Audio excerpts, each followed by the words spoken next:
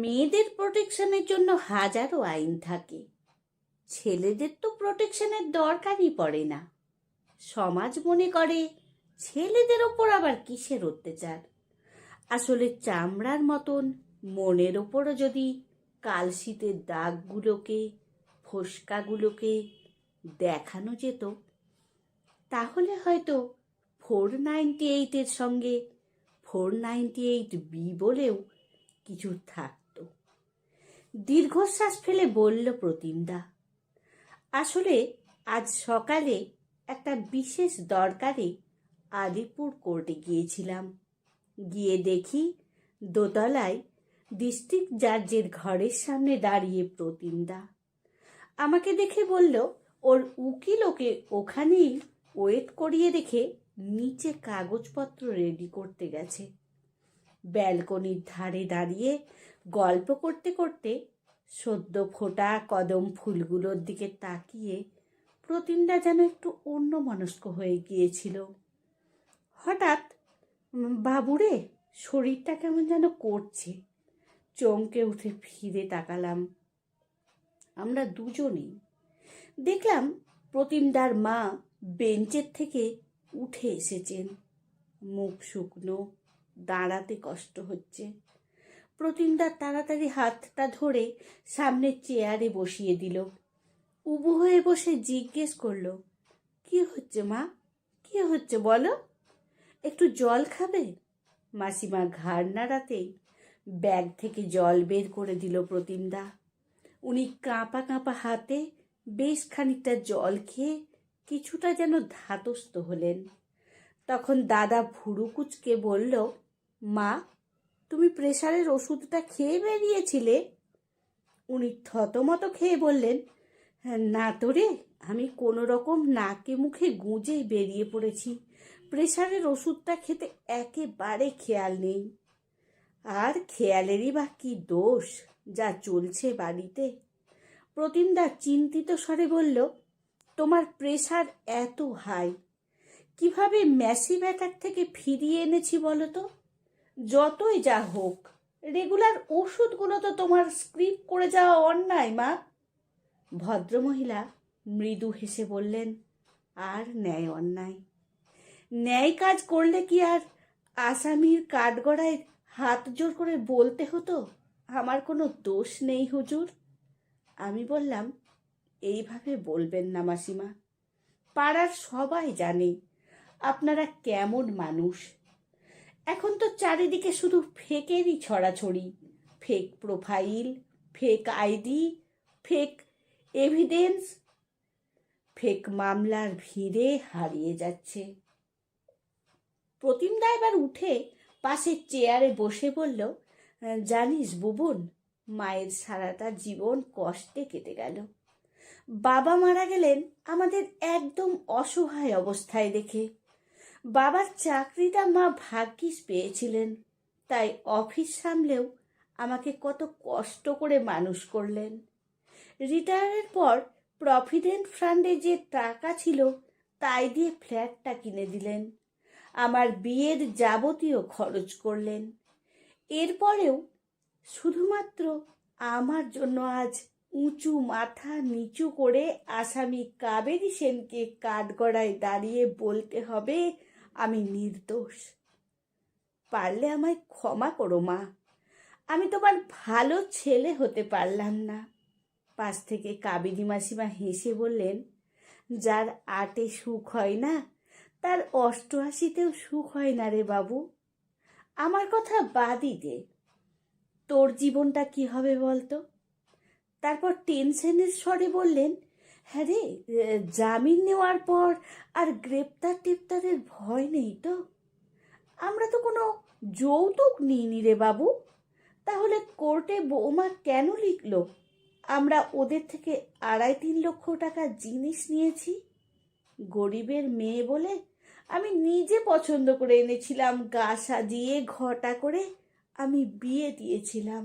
মেয়ের মতো করে রাজ সুখে সে ছিল। আমার রাজপুত্র, রাজত্ব সবই তো ওর। কিন্তু এই মেয়ে যে এমন দিন দেখাবে স্বপ্নেও ভাবিনি। হ্যাঁ রে বাবু, মিথ্যে মামলায় আমাদের কি জেল হয়ে যাবে? দেশে কি সত্যির কোনো দাম নেই? তারপর একটু থেমে বললেন, একটু ভেবে দেখ বাবা, তোর তো সমস্যা আমাকে নিয়েই। তুই বরং বৃদ্ধাশ্রমে আমাকে রেখে আয়, মাঝে মাঝে দেখে আসবি, ফোনে কথা হবে, ভিডিও কলেও কথা হবে। আমার বয়সী কত মানুষই তো সেখানে থাকে। আমার অনেক ফেসিলিটিও আছে। আমি তো কাগজে প্রায়ই অ্যাড দেখি। প্রতিমদা উত্তেজিত হয়ে বলল, এই নিয়ে বহুবার কথা হয়ে গেছে, বারবার এক কথা বলো না তো, বিরক্ত লাগে। যে থাকার সে শত অসুবিধা মানিয়ে নিয়েও থাকবে, আর যে না থাকার সে কিছুতেই থাকবে না। মাসিমা হেসে বললেন, আমি আর কতদিন বাঁচবো বল? হুট করে পড়লেই মরে যাব। শুধু শুধু কেন সংসারটা ভাঙবি বাবু? সারা জীবন এত কষ্ট করলাম, আর এটা তো সুখের জীবন রে। তাই জেদ করিস না। তোকে এইভাবে দেখতে কি আমার ভালো লাগে বল? প্রতিমদা আর কাবেরী মাসিমাকে চিনি প্রায় বছর 30 হবে, মানে জন্মের পর থেকেই। পাশাপাশি 2 আবাসন, মাঝে সরু একটা গলি, একটা রাস্তার ব্যবধান। শুনেছি স্বামী চলে যাওয়ার পরও এই 12 বছরের ছেলে নিয়ে মাসিমা কারো কাছে হাত পাতেননি, বাপের বাড়ির গলগ্রহ হতে চাননি। চেষ্টা করে স্বামীর চাকরিটা করেছিলেন, সামান্য মাইনেতেও ছেলেকে ইঞ্জিনিয়ারিং পড়িয়েছিলেন। শান্ত নির্বিবাদী, সদা হাস্যময় মাসিমা জীবনের সবচেয়ে কঠিন সময়টাতে ভেঙে না পড়ে আত্মমর্যাদায় মাথা উঁচু করে ঘুরে দাঁড়িয়েছিলেন। ছেলের মধ্যেও মান আর হুঁশ দুটোই ভরপুর বজায় রেখে মানুষ করতে পেরেছিলেন। মাহারা সাথী বৌদিকে অনেক আশা করে ঘরে নিয়ে এসেছিলেন, সংসারের চাবি তুলে দিয়েছিলেন মেয়ের মতন মনে করে। তবুও তাদের এই অবস্থা দেখে বড্ড কষ্ট হলো, আক্রোশ হতে লাগলো সমাজের ওপর, আইনের ওপর, মানুষের ওপর আর মনুষ্যত্বের ওপর। এইসবই ভাবছি, হঠাৎ দেখি সাথী বৌদি সিঁড়ি দিয়ে ওপরে উঠছে। ওকে দেখেই আমি বা প্রতিমদা বাধা দেওয়ার আগেই কাবেরী মাসিমা ছুটে গিয়ে বৌদির হাত দুটো ধরে বললেন, বৌমা, মায়ের মন তো মানে না, তোমারও তো মা নেই, আমার মেয়ে মনে করেই তোমাকে এ ঘরে এনেছি।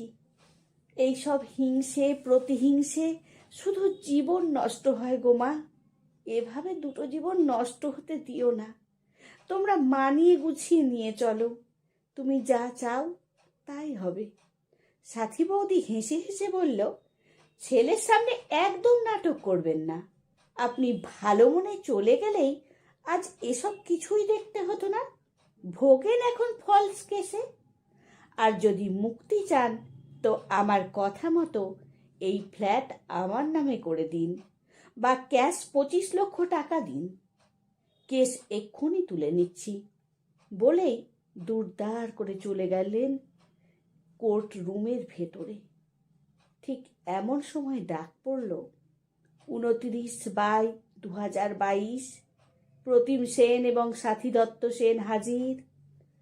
প্রতিমদা আমাকে বলল, মাকে একটু ধরে আনতে পারবি বুবুন? আমি ধরে ধরে মাসিমাকে নিয়ে ভেতরে গেলাম। আসামি হাজির। কাবেরী মাসিমার প্রতিমদা হাত তুলে বলল, হাজির স্যার।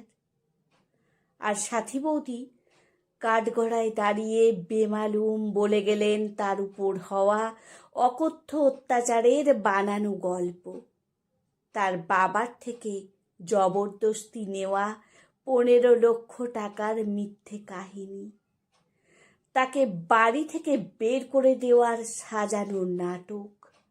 কি নিপুণভাবে অভিনয় করতে পারে মানুষ। 2.5 মাস পর পরবর্তী ডেট দিতেই আমরা এজলাস থেকে বেরিয়ে এলাম। প্রতিমদা হতাশার সুরে বলল, সারা জীবনের মামলা বুবুন বুঝলি? দেখলাম মাসিমা রীতিমতো ঘামছে। মানসিক শারীরিক এত ধকল, অপমান আর এত অসম্মান নিতে অপারগ প্রায় ৭৬-এর ভারী শরীরটা। মায়ের হাতটা শক্ত করে ধরে আস্তে আস্তে সামনের করিডর দিয়ে অদৃশ্য হয়ে গেল প্রতিমদা। আমি হতভম্ব হয়ে বসে পড়লাম চেয়ারে।